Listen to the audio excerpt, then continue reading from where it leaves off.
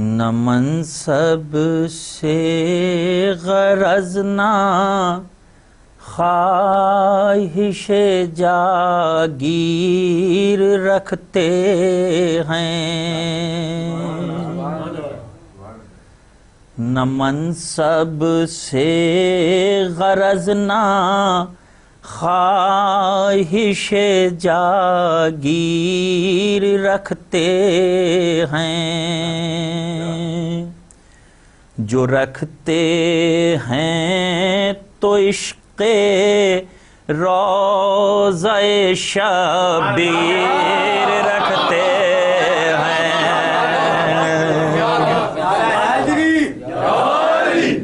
نہ منصب سے غرض نہ خواہش جاگیر رکھتے ہیں، جو رکھتے ہیں تو عشق روضہ شبیر رکھتے ہیں۔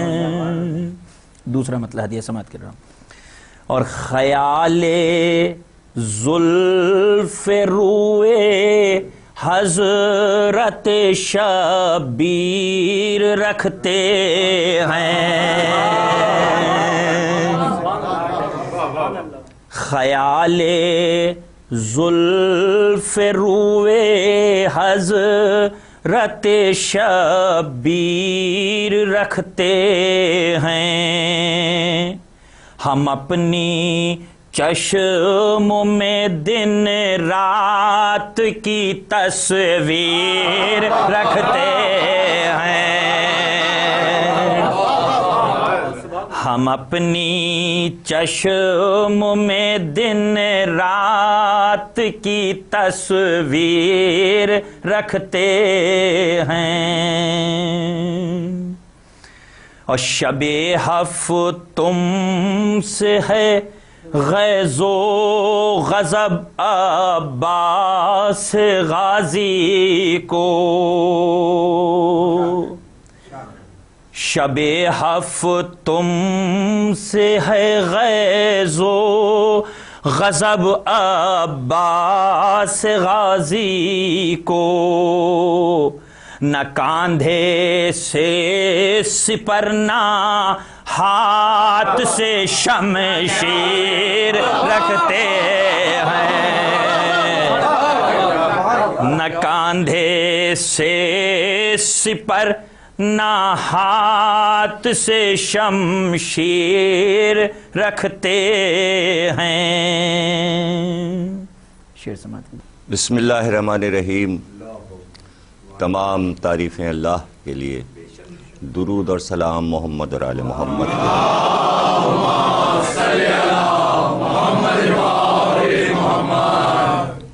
1430 ہجری کے عشرہ محرم کی میٹرو ٹی وی پر جو عشرہ منعقد ہے، اس کی 7ویں تقریر آپ حضرات سماعت فرما رہے ہیں۔ سلسلہ گفتگو یہ ہے کہ اللہ نے عالم انسانیت کی ہدایت کے لیے انبیاء کے اس سلسلے کو قائم کیا، اور ہر عہد ہر زمانے کو خالی نہیں رکھا اس نے کہ جب اپنی طرف سے اس نے ہادی نہ بھیجا ہو اور نبی نہ مقرر کیا، یعنی مسلسل آتے رہے انبیاء۔ زمانے کی اگر گنتی کی جائے تو کم نکلے گی، انبیاء کی تعداد زیادہ نکلے گی۔ یعنی آدم سے اب تک کہ اگر سال جوڑے جائیں تو وہ کم ہوں گے، لیکن انبیاء زیادہ ہیں، 1,24,000 انبیاء۔ تو ابھی آدم کو آئے 1,00,000 برس نہیں ہوئے، لیکن انبیاء اتنے آ گئے۔ اس کے معنی یہ کہ شدت سے اللہ کو انبیاء بھیجنے پڑے ہر قوم کے پاس، ہر ملک میں، ہر سرزمین پر۔ لیکن اس نے یہ نہیں کہا کبھی کسی بھی دور میں کسی بھی عہد میں کہ اللہ یہ کہے کہ بھئی اب ہم نے تمہارے اوپر چھوڑ دیا، اب ہم کہاں تک انبیاء بھیجیں، تم خود ہی اپنے انبیاء مقرر کر لو، تم اپنے نبی خود ہی بنا لو۔ چونکہ مسئلہ انسانی ہدایت کا ہے اور عالم انسانیت اور انسانوں کے مسائل پوری دنیا میں بکھرے پڑے ہوئے ہیں، اس لیے ان مسائل کی روشنی میں ہم اپنے دینی ان چیزوں کو دیکھ رہے ہیں اس کی روشنی میں کہ مسائل کیا ہیں اور یہ مسائل کس طرح سلجھائے جا سکتے ہیں اور کس طرح ان کو دیکھا اور پرکھا جا سکتا ہے۔ اب آپ خود ہی غور کریں اس کے اوپر اور ملاحظہ فرمائیں کہ جب بچوں کو توحید پڑھائی جاتی ہے اور یہ کہا جاتا ہے کہ بھئی کہو اللہ ایک ہے، تو وہاں پہلی بات یہ سکھائی جاتی ہے کہ اللہ ایک ہے، اللہ اگر دو ہوتے تو آپس میں جھگڑا ہو جاتا۔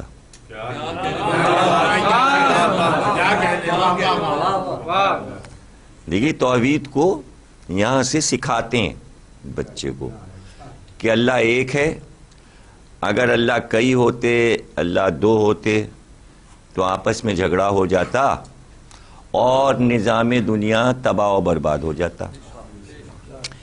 ایک اللہ کہتا کہ اس وقت بارش ہوگی تو دوسرا اللہ کہتا نہیں سورج نکلے گا، تو نظام کائنات چل نہ پاتا۔ اس لیے اللہ ایک ہے۔ کتنے اچھی طریقے سے اس بات کو سمجھایا گیا ہے کہ اللہ ایک کیوں ہے۔ تو اسی طرح اللہ ایک نبی بھیجتا ہے کہ یہ تمہارا رہنما ہے۔ اگر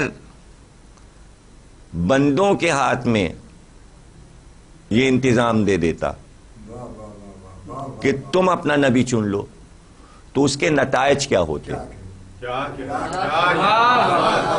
کچھ دیر ہم اس پر گفتگو کرتے ہیں اس بات کی روشنی میں کہ اللہ اگر دو ہوتے تو کیا ہوتا۔ تو اگر انسانوں سے کہہ دیا جاتا کہ تم اپنے اپنے زمانے، اپنے اپنے عہد، اپنے محلے اور اپنے شہر میں خود ہی اپنا نبی چن لو جو تمہاری ہدایت کرے،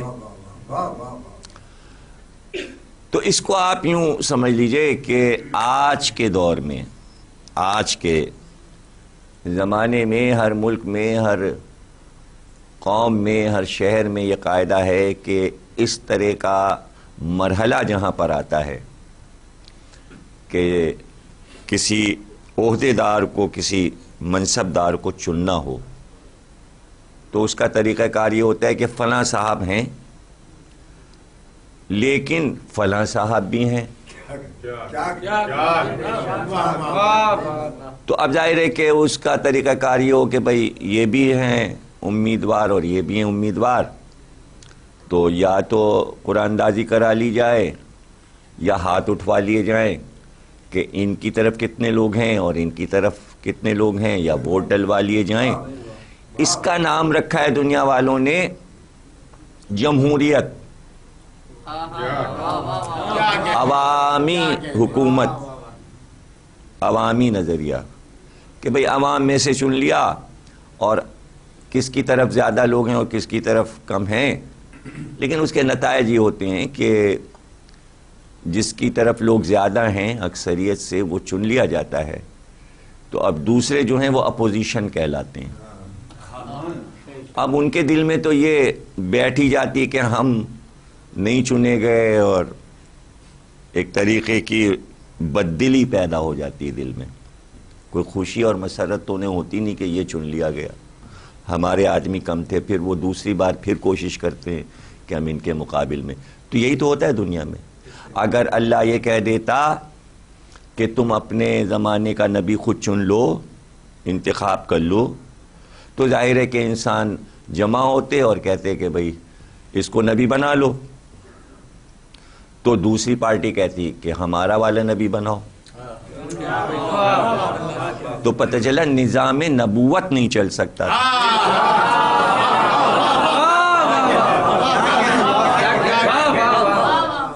اور ایسا کبھی ہوا بھی نہیں، نبی کبھی انسانوں نے نہیں چنا. اور ایسے اگر قرآن آپ پڑھتے چلے جائیں گے تو آپ کو مل جائے گا کہ انبیاء سے فرمائش کی ہے قوموں نے کہ ہمارے لیے ایک علمدار، ایک سردار، ایک سپہ سالار چن دیا جائے. تو اللہ سے نبی نے کہا کہ قوم یہ چاہ رہی ہے، ایسا چاہتی ہے. یرمیہ نبی تھے، ان سے کہا گیا. تو اللہ نے کہا ان سے، قوم والوں سے کہہ دو کہ وہ بھی ہم ہی بھیجیں گے.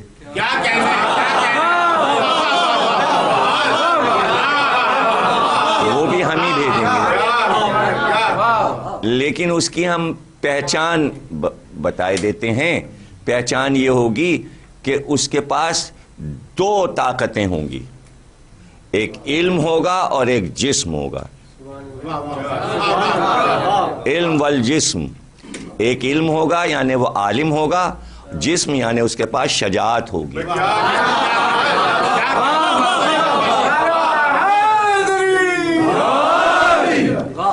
تو اب جو سامنے آئے وہ جناب طالوت تھے، اور ان میں طاقت بھی تھی، سپہ سالار بھی بنے، اور علم بھی تھا ان کے پاس.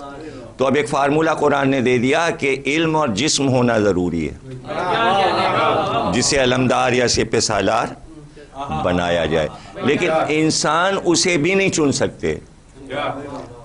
نبی سے اگر آپ فرمائش بھی کر رہے ہیں تو نبی سے آپ یہ کہہ سکتے ہیں کہ ہمارے لیے ایک رہنما بنا دیں آپ، تو نبی خود نہیں بنا سکتا، وہ پہلے اللہ سے کہے گا. اب اللہ جس کے لیے بھی انتخاب کر دے. یہ آپ کو ہر جگہ مل جائے گا. حضرت یوسف چاہتے ہیں کہ نائب مقرر کر دیں اپنا، تو اللہ نے کہا نہیں، یہ تم اگر چاہ رہے ہو تو یہ بھی ہم ہی کریں گے. اور فلاں جگہ جاؤ، وہاں پر ایک لکڑیاں کاٹتا ہوگا جنگل میں نوجوان، اس کو لے آؤ اور تم اس کو اپنا وزیر اعظم بنا دو. حضرت یوسف گئے، جیسا اللہ نے بتایا تھا وہ آدمی مل گیا، اس کو لے آئے. اس کے بعد حضرت یوسف نے پوچھا یہ کون ہے جس کو تو نے ہمارا وزیر بنایا ہے؟ کہا یہ وہ ہے کہ جب زلیخا نے تمہارا دامن تھاما تھا تو جھولے میں ایک بچے نے تمہاری بے گناہی کی گواہی دی تھی.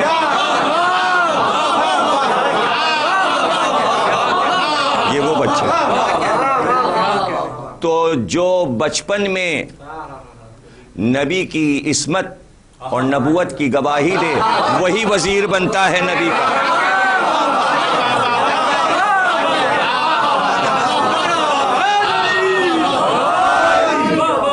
تو دیکھیے قرآن جو موجود ہے وہ اس لیے نہیں کہ صرف تلاوت کی جائے، بلکہ ان کی باتوں کو، انبیاء کے قصوں کو سمجھنے کی ضرورت ہے. اور اپنے مسائل کو آپ سلجھا سکتے ہیں. جو انبیاء ما سبق کے واقعات سنائے گئے ہیں وہ قصے نہیں ہیں، بلکہ وہ مسلمانوں کی مستقبل کی خبریں تھیں کہ آگے تمہارے ساتھ کیا کیا ہونے والا ہے. ان تجربوں کی روشنی میں اس پر عمل کرنا. اگر تم ایسا کرو گے، اب اس پہ آپ غور کر لیجئے، بہت ہی اہم بات میں بتا رہا ہوں کہ اگر آپ چناؤ کریں گے اللہ کے دین کے لیے، اپنے چھوٹے موٹے مسائل وہ دوسرے ہیں کہ آپ کی یونین ہے، آپ کا چھوٹا موٹا ملک ہے، کوئی کچھ بنانا ہے، آپ کو کوئی قانون بنانا ہے، تو اس میں آپ شورا کمیٹی بنا لیجئے، مشورہ کر لیجئے. لیکن جب اللہ کے دین کا معاملہ آتا ہے تو وہاں پر آپ اپنی مرضی سے کوئی کام نہیں کر سکتے، اس میں اللہ اور نبی کی مرضی ہونی چاہیے. اور مسلمانوں کے پاس تو قرآن موجود ہے، اس سے پوچھنا ضروری ہے کہ تو کیا چاہتا ہے اسلامی قانون کے لیے. اے قرآن تیری مرضی کیا ہے؟ بغیر اس کے آپ کوئی کام نہیں کر سکتے. اور اگر آپ کریں گے تو اللہ کا تو کوئی نقصان ہوگا نہیں، نبی کا کوئی نقصان نہیں ہوگا، دین کا کوئی نقصان نہیں ہوگا. ہاں امت کا اپنا نقصان ہوگا اور مسلسل ہوتا رہے گا. اللہ کا کوئی نقصان نہیں ہوتا، نبی کا کوئی نقصان نہیں ہوتا، قرآن کا کوئی نقصان نہیں ہوتا، دین کا کوئی نقصان نہیں ہوتا. نقصان ہوتا ہے انسانوں کا اپنا. اگر اللہ کے قانون کے خلاف وہ کوئی بات کرتے ہیں انسان تو پھر صدیوں انسانوں کو نقصان اٹھانا پڑتا ہے. جب آپ یہ کہیں گے کہ یہ ایک ہمارا کینڈیڈیٹ ہے جسے ہم چن رہے ہیں، تو دوسرا جو ہے وہ مقابل میں تیار بیٹھا ہوگا، ہم کیوں نہیں. یہ ایک انسانی نفسیات ہے. اور جب دوسرا سوچے گا تو تیسرا بھی سوچے گا، چوتھا، پانچواں، چھٹا، اور ہر ایک یہ سوچے گا کبھی تو ہماری باری آئے گی. تو اب دین کا کام کوئی نہیں کرے گا، سب اپنی باری کے انتظار میں بیٹھے رہیں گے.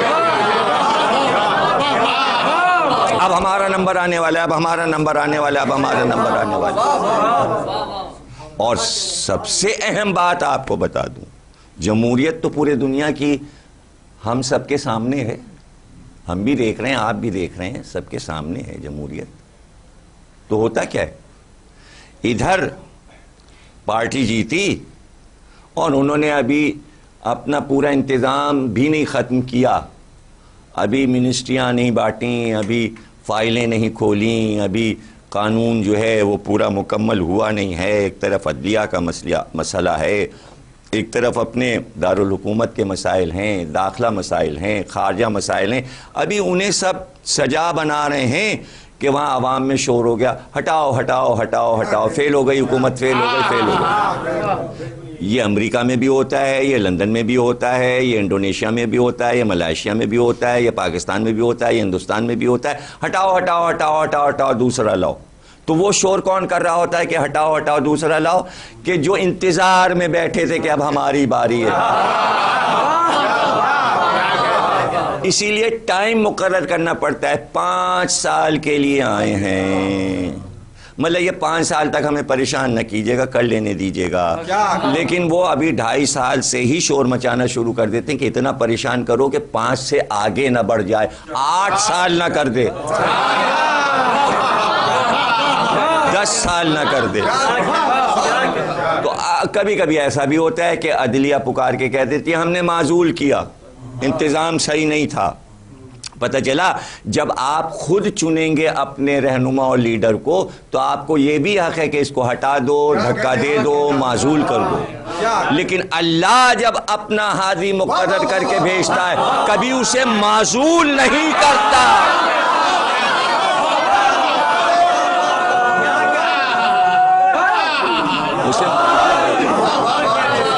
معزول اس لیے نہیں کرتا کہ اس میں کوئی خامی، کوئی غلطی ہوتی ہی نہیں، مکمل بنا کر بھیجتا ہے، مکمل بنا کر بھیجتا ہے. اس لیے ضروری یہ ہے کہ ایک پر مرکوز ہو جائیں نظریں پوری قوم و ملت اور پورے ملک کی. اس لیے ایک کو بنایا جاتا ہے. اللہ کہتا ہے میں ایک ہوں، کتاب ایک ہے، نبی ایک ہے. تو ہر عہد میں رہنما ایک رہے گا تاکہ اختلاف نہ ہو، اختلاف نہ ہو. اور دوسرا آدمی یہ نہ سوچے کہ میں بھی ہو سکتا تھا اس جگہ پر، اور ساری امیدیں ختم ہو جائیں کہ ہم اس جگہ پر نہیں آ سکتے تھے. اس لیے صحیح بخاری میں یہ حدیث موجود ہے کہ 3 فضیلتیں علی کو ایسی ملی اگر ہم کو مل جاتی تو سرخ اونٹوں سے بہتر تھا.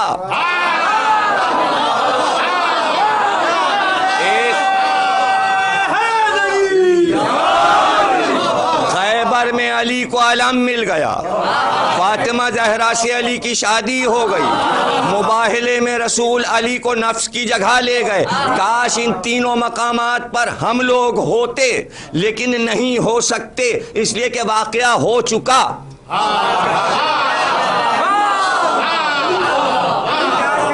تو اب یہ ضروری تھا کہ جب اعلان کرے نبی کہ میرے بعد کون رہے گا رہتی دنیا تک، تو جس وقت اعلان کرے ہستی ایسی ہو کہ اس کو دیکھ کر دوسرا یا نہ سوچ رہا ہو کہ میں بھی اس جگہ ہو سکتا تھا۔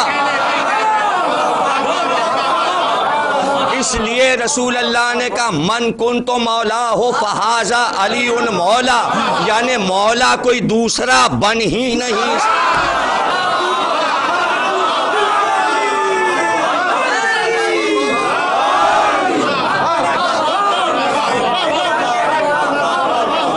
مولا کوئی نہیں بنا۔ مولا کے معنی ہے ولی، اللہ ولی، نبی ولی، علی ولی۔ قرآن نے کہہ دیا، کلیئر کہہ دیا، تین ولی ہیں، ایک اللہ ولی ہے، ایک نبی ولی ہے، ایک علی ولی۔ تو اب کوئی دعویٰ کر کے نبی کے سامنے نہیں آ رہا آپ نے ہمیں ولی کیوں نہیں بنایا؟ کہہ اس لیے نہیں سکتا کوئی امت کا شخص، اس لیے کہ اللہ ولی بناتا ہے، ولی اللہ بناتا ہے۔ آپ کے اختیار میں نہیں ہے ولی بن جانا، بنا دیا۔ اب رہ گئی یہ بات کہ اسلام کو آگے بڑھنا تھا، دین کو آگے جانا تھا، ملکوں پھیلنا تھا، قریہ قریہ پھیلنا تھا، زبانیں بدلیں گی، ظاہر عربی میں دین ہے، آگے بڑھیں گے تو ایران چلے جائیں گے، فارسی ہو جائے گی، عراق میں کوئی اور زبان ہو جائے گی، کسی اور طریقے کی عربی ہو جائے گی، یمن میں کچھ اور ہو جائے گا، ہندوستان جائیں گے کوئی اور زبان ہو جائے گی، پوری دنیا میں پھیلتے جائیں گے۔ تو زبان کا فرق، اور پھر آب و ہوا کا فرق، اور پھر کلچر اور تہذیب کا فرق، تو جب یہ فرق ہوگا تو اس چیز کو برقرار نہیں رکھ پائیں گے جو عرب میں تھا، اس لیے اسلام نے اس پر پابندی نہیں لگائی۔ اگر آپ عرب میں تھے تو آپ ظاہر ہے کہ جو لباس پہنتے تھے، سر کے اوپر جو کچھ باندھتے تھے، جو لمبا کرتا پہنتے تھے، جب آپ آگے بڑھے ایران کا لباس بدل گیا، عراق کا لباس بدل گیا، ہندوستان کا لباس بدل گیا، رہے مسلمان۔ اب پورے ورلڈ میں جتنے مسلمان ہیں بحیثیت زبان کے الگ الگ، بحیثیت لباس کے الگ الگ، تو پتہ چلا تہذیب بدل گئی۔ کیوں؟ اس لیے کہ جس ملک میں آپ جائیں گے مقامی رنگ لینا ضروری ہے، ورنہ آپ جی نہیں سکتے، وہ ملک والے آپ کو نکال دیں گے۔ جس ملک میں رہیں گے کہیں گے لا الہ الا اللہ۔ اگر یہ مثال آپ کے سمجھ میں نہیں آئی تو میں دوبارہ دوسرے طریقے سے سمجھا دوں۔ دیکھیں خانہ کعبہ اللہ کا گھر ہے، اس کی 4 دیواری ہے، اس کی نقل مدینے میں بنی مسجد نبوی، کیا دونوں کا نقشہ ایک ہے؟ دیکھیں کلچر بدل گیا، مکے کا کلچر اور ہے، مدینے کا کلچر اور ہے۔ یہاں انصار نے اپنی مرضی سے خدا کا گھر اپنے نقشے پہ بنایا، جو ان کا تمدن تھا وہ مکے والوں نے بنایا تھا۔ اللہ خود تو بنانے نہیں آیا تھا نا کعبہ، مکے والوں نے بنایا تھا، تو ڈیزائن تو ان کا اپنا ہے نا، چوکور ڈیزائن ہے۔ مسجد نبوی کا ڈیزائن کچھ اور ہو گیا، آگے بڑھے ایران میں مسجدیں بنی، ڈیزائن اور ہو گیا، عراق میں بڑے مسجد اور طریقے کی ہو گئی، ہندوستان آئے مسجد اور طریقے کی ہو گئی، خود کراچی میں ہر محلے کی مسجد کا نقشہ الگ الگ ہے۔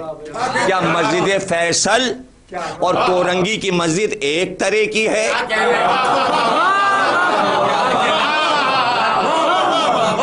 بھائی یہ بوریوں نے مسجد بنوائی ہوئی ہے، ان کا نقشہ کچھ اور ہے، سب کے نقشے الگ الگ ہیں۔ جیسے قائد اعظم کا مزار آپ دیکھتے ہیں کہ یہ گنبد جو ہے یہ بوریوں کا کلچر ہے، معماری کا، تو جس کا جو کلچر ہوتا ہے وہ اللہ کا گھر، رنگ اس کا اپنا ہے، اللہ نے اس کے لیے منع نہیں کیا۔ قرآن کو لے لیجئے، کیا قرآن کی جلد ویسی ہی ہے جیسی عرب میں ہوا کرتی تھی؟ جلدیں بدل نہیں۔ ہر ملک کا قرآن اٹھا کے دیکھیے، چھپائی اور نقشہ اور آیتیں وہی ہیں, لا الہ وہی ہے, کلر بدل رہا ہے, کلچر بدل رہا ہے. تو جب حسین کا غم ملکوں جائے گا تو مقامی رنگ آئے گا, اس پہ اعتراض کرنے کی ضرورت نہیں ہے کہ یہ کیوں ہے اور وہ کیوں ہے.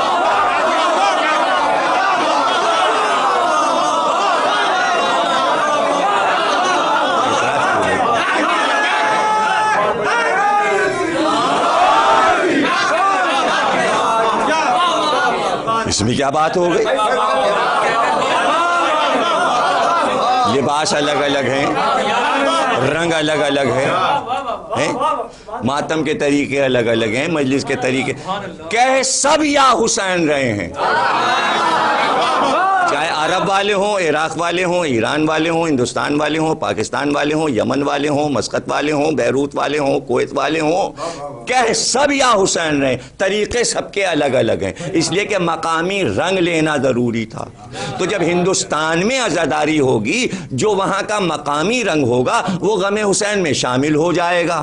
اگر آپ علم لے کر آئے ہیں عرب سے, اس لیے کہ علم تو عرب کی چیز ہے, جو خیبر میں رسول اللہ نے علی کو دیا تھا, تو علم تو آپ کا عرب کا ہو گیا, تو جھولا ہندوستان کا ہو گیا. اور رہ گیا تابوت کا مسئلہ. تابوت کا ذکر قرآن میں ہے, کل یا کسی اور تقریر میں عرض کر دیں گے کہ حضرت موسیٰ پہ قرآن میں موجود ہے کہ تابوت اترا تھا, فرشتے لے کے آئے تھے, اس کا نام تابوت سکینہ تھا. تو قرآن میں تابوت بھی اور جھولا بھی ہے قرآن میں, عیسیٰ کے جھولے کا ذکر ہے. اور ایک جگہ کہا گیا تو اس زمین کو ہم نے تمہارے لیے جھولا بنا دیا. اگر جھولا بدعت ہے تو زمین سے نکل کے کہیں اور چلے گا.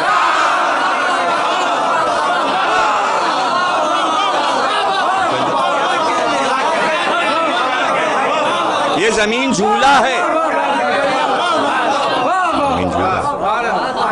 اور دیکھیں جھولا ایک ایسی چیز ہے, جھولا ایک ایسی چیز ہے کہ جس میں بچہ ڈرے نہ, اس کو سلا دے. زمین جھول رہی ہے جھولے کی طرح, لیکن انسان ڈر نہیں رہے, خوف زدہ نہیں ہو رہا. اسے کہتے ہیں مہد. اور اسی لیے رسول اللہ کا قول ہے کہ علم حاصل کرو مہد سے لحد تک, جھولے سے قبر تک. تو جھولے کا ذکر تو حدیث میں بھی ہے, قرآن میں بھی ہے 6 جگہ قرآن کا. تو اسی طرح مہندی بھی ہے. شادی بیاہ کی رسمیں ہندوستان میں مقامی رنگ غم حسین میں شامل ہونا تھا. اب دیکھیے ہوتا کیا ہے, مثلا کلچر اور تہذیب کا یہ ہوتا ہے کہ یہ دیکھ لیا جاتا ہے کہ رنگ جو مل رہا ہے تو اسلامی رنگ سے مل جائے, پیوند نہ لگے. دیکھیں مسجدیں جتنی بھی بنتی ہیں کوئی یہ نہیں کہہ سکتا کہ یہ مندر ہے یا یہ چرچ ہے, حالانکہ سارے مسجدوں کے نقشے الگ بنے ہوئے ہیں, لیکن کافروں کی عمارتوں سے نقشہ مل نہیں رہا.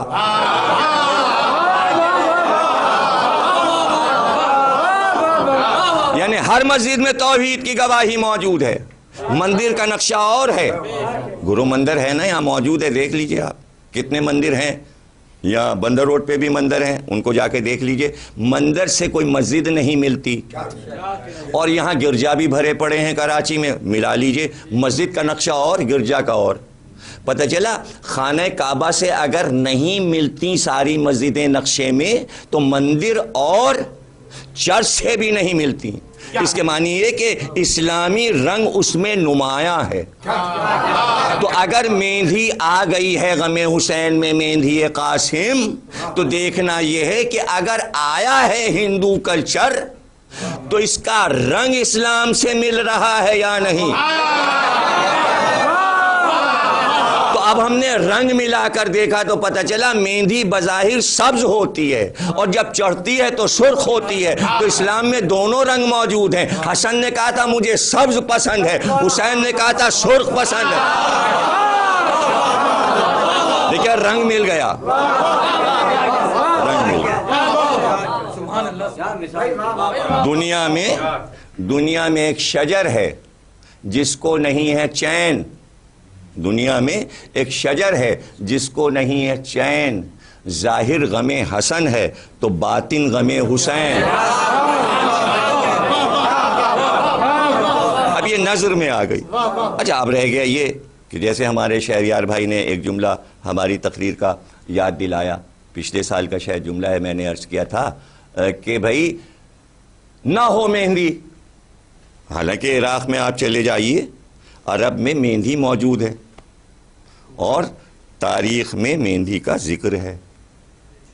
عرب میں بھی مہندی ہوتی تھی اور آج بھی ہوتی ہے، یہ کوئی صرف ہندوستان کی چیز نہیں ہے، مہندی ہے، لیکن نہ ہو، تاریخی حوالے نہ ہو، یہ نہ ہو، ایک ہوتی ہے نفسیاتی چیز، اور وہ یہ ہوتی ہے کہ ماں ہر جگہ کی ایک طرح کی بات سوچے گی۔ قاسم کی ماں کربلا میں تھیں، اب دنیا کے کسی ملک اور کلچر کی ماں ہو تو وہ اپنے بیٹے کے لیے جو سوچے گی ارمان، وہی فروا کے بیٹے کے لیے سوچے گی۔ تو ماں جب یہ سوچے گی میں اپنے بیٹے کی تو مہندی کر سکتی ہوں اور شادی کر سکتی ہوں، بیاہ کر سکتی ہوں، سیرا باندھ سکتی ہوں، لیکن ہائے فروا کے بیٹے کے نہ سیرا بندھا اور نہ اس کے مہندی لگی۔ تو اب اس ارمان کو اگر چاہنے والوں نے پورا کر دیا، کامل کر دیا، تو یہ ایک ماں کی تمنا ہے، اس پہ اعتراض کی ضرورت نہیں ہے کسی کو۔ اس میں کلچر وائز اسے سمجھانے کے لیے، بات کو کہنے کے لیے اس میں اعتراض کی بات نہیں۔ مطلب مقصد صرف یہ ہے کہ ذکر شہزادہ قاسم ہو، اور وہ کسی بھی بہانے سے ہو، مہندی کے بہانے سے ہو، سیرے کے بہانے سے ہو، شادی کے بہانے سے ہو۔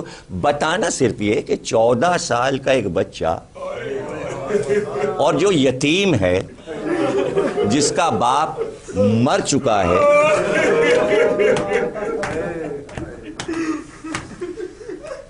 اور حسین یہ چاہتے ہیں کہ یہ اپنی ماں کی ضعیفی کا سہارا ہے، حسین اسے اجازت نہیں دے رہے ہیں۔ دیکھیں کیسے اجازت دیتے ہیں، 14 سال پالا ہے، پروان چڑھایا ہے، تو کیا کیا ارمان ماں کے ہوں گے۔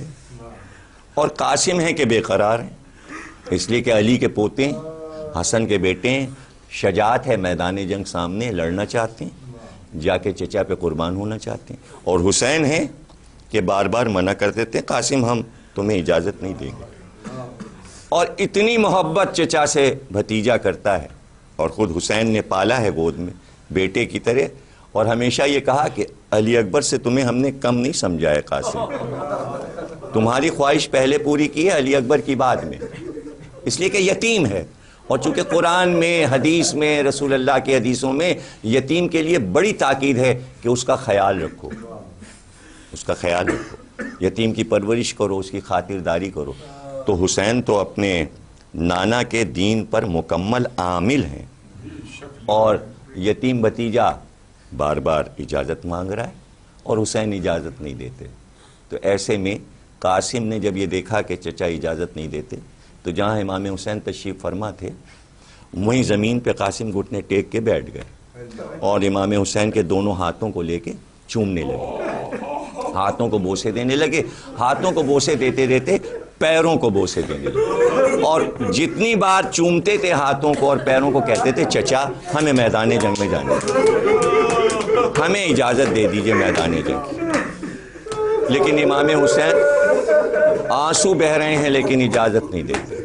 ایسے میں حضرت قاسم اٹھے اور اداس ہو گئے کہ شاید اب چچا اجازت نہیں دیں گے، تو تنہا ایک خیمے میں بیٹھ گئے۔ ماں آئی اور دیکھا کہ قاسم اتنے خاموش کیوں بیٹھے ہو؟ کہا چچا اجازت نہیں دیتے۔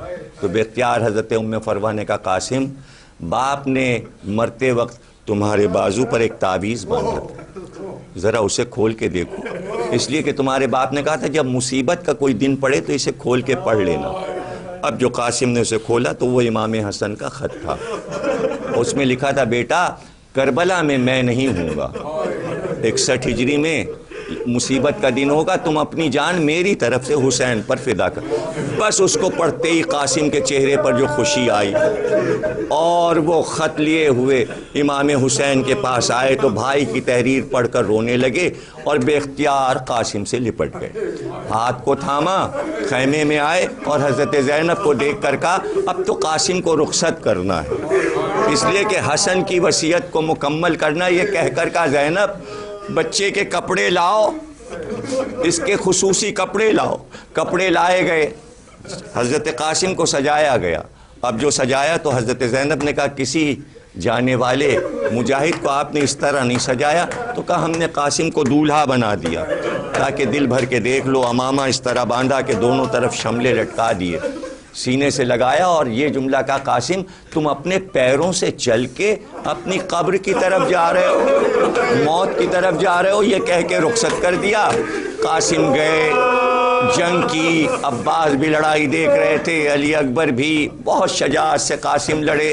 کچھ دیر کے بعد نیزے والوں نے گھیرا، ایک نیزہ قاسم کی پشت پہ لگا. قاسم گھوڑے سے گرے. چچا کو آواز دی، حسین چلے. لیکن جب حسین پہنچے تو گھوڑے لاش قاسم کو پامال کر چکے تھے. بھتیجا پکار رہا تھا چچا بچائیے، اور حسین کہہ رہے تھے ہائے موت کہ تو نے مہلت نہ دی اور میں بیمار اپنے بھتیجے کو یتیم کو بچا نہ سکا. حسین نے تلوار نکال لی، سواروں کو بھگا دیا اور اس کے بعد بیما اپنے بھتیجے کو اس طرح اٹھایا کہ جسم کے ٹکڑے تھے، یتیم بھتیجے کے ٹکڑوں کو اپنے ابا کے دامن میں رکھ لیا اور لے کر چلے. اور لے کر جب لاش کو آئے، ظاہر ہے کہ لاش تو نہیں آئی تھی اس لیے کہ ابا لپٹی ہوئی. جب کسی شہید کی لاش آتی تو تمام بیویاں اور شہید کی ماں در خیمہ پر پس پردہ آ جاتی تاکہ لاش کو حسین سے لے لیں، لاش کو ہاتھ سے لے لیں، حسین کے ہاتھ سے لے لیں. یہاں بھی یہی ہوا کہ ام فروہ پس پردہ انتظار میں ہیں کہ قاسم کا لاشا حسین لے کر آئیں. لیکن اب جو حسین آئے تو لاش نظر نہ آئے تو ماں نے پکار کر کہا حسین سب کے لاشیں آئے مگر میرے بیٹے قاسم کا لاشا نہیں آیا. تو در خیمہ پر ابا کو رکھ کے اب جو ابا کو ہٹایا کہ ام فروہ یہ ہے قاسم کا لاشا. تو ماں نے پکار کر کہا میرے لال تم اس طرح تو نہیں گئے تھے، ابھی اپنے پیروں سے چل کے گئے تھے.